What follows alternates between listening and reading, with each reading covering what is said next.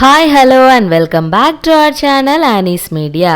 இன்னைக்கு நம்ம என்ன பார்க்க போறோம் அப்படின்னா ஜப்பான்ல இருக்கக்கூடிய 2 வித்தியாசமான தீவுகளை பத்தி தான் பார்க்க போறோம். அந்த தீவுகள்ல மனிதர்களை விட பூனைகள் தான் அதிகமா வாழ்ந்துட்டு வருது. சாதாரணமா நம்மளுடைய நாட்டுல பூனை குறுக்க போனா தடையா நினைப்போம். ஆனா இந்த தீவுகள்ல மக்கள் பூனை குறுக்க வந்தாதான் தங்களுக்கு அதிகமான பணம் கிடைக்கும் மற்றும் அதிர்ஷ்டம் தேடி வரும் அப்படின்னு நம்புறாங்க. பூனைகள் அப்படின்னாலே யாருக்கு தாங்க பிடிக்காது. அதிலும் ஜப்பானியர்களுக்கு பூனை வளர்க்கும் ஆர்வம் கொஞ்சம் அதிகம். பசிபிக் கடலில் தெற்கு ஜப்பானை ஒட்டி 12க்கும் மேற்பட்ட தீவுகள் இருக்கு. அவற்றை பொதுவாவே பூனை தீவுகள் அப்படின்னு அழைக்கிறாங்க. அதிலும் குறிப்பா 2 தீவுகள்ல பூனைகள் அதிகமா காணப்படுது.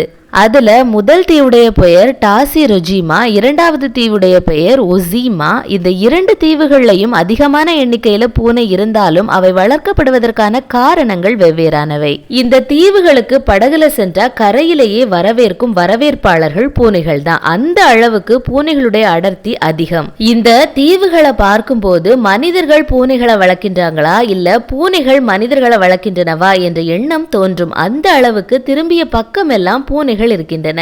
இந்த டாசிரோஜிமா தீவு முழுதும் ஒரு காலகட்டத்தில் பட்டு உற்பத்தி தொழில் நன்றாக நடைபெற்றது. பட்டு தயாரிப்புக்கு முக்கிய எதிரியே எலிகள் தான். அந்த எலிகளை அழிக்கத்தான் பூனைகளை மக்கள் அதிகமா வளர்த்தாங்க. ஆனா நாளடைவுல பட்டு தயாரிப்பு நின்று போனதால அங்க வசிச்ச மக்கள் அதிகமான அளவுல ஜப்பான் நகரங்களுக்கு குடிபெயர்ந்து விட்டாங்க. இப்போது டாசிரோஜிமா தீவுல மீனவர்கள் மட்டும்தான் வசிச்சுட்டு வராங்க.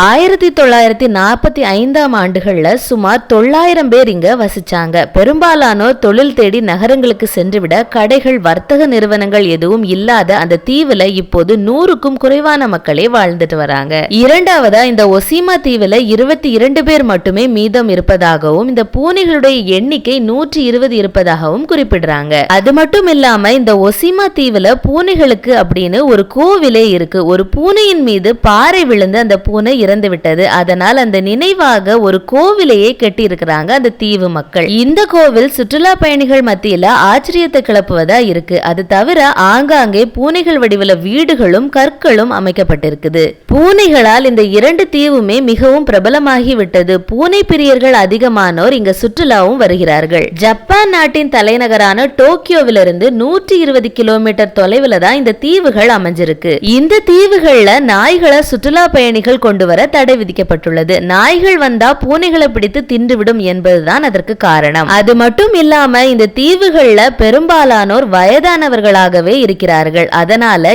இறுதியாக வரும் கிராமம், அதாவது டெர்மினல் வில்லேஜ் அப்படின்ற பெயரையும் இந்த தீவு பெற்றுள்ளது. பொழுதுபோக்கிற்காக இங்க வரும் சுற்றுலா பயணிகள் இந்த பூனைகளுக்கு உணவளித்து மகிழ்கின்றனர். பூனைகளை மையப்படுத்தி இந்த தீவுல திரைப்படங்களும் படமாக்கப்பட்டிருக்குது. இந்த 2 தீவுகளுடைய மொத்த நீளம் 9 கிலோமீட்டர். இந்த தீவுகள்ல இருக்கக்கூடிய பூனைகளும் அதற்கு கட்டப்பட்டுள்ள பூனை கோவிலும் தான் சுற்றுலா பயணிகள் இந்த இடங்களுக்கு வரக்கூடிய முக்கியமான காரணங்கள். அதை பயன்படுத்தி தான் இங்க இருக்கும் மக்கள் பொருட்களை விற்பனை செய்து வருகிறாங்க. இப்போது இருக்கும் மக்களுக்கு பின்னர் இந்த பூனைகளை யார் பார்த்து கொள்வது என்பது கேள்விக்குறியாக தான் இருக்குது. அதே போல கிரீஸ், இட்டலி போன்ற நாடுகள்லயும் பூனை தீவுகள் இருக்குது.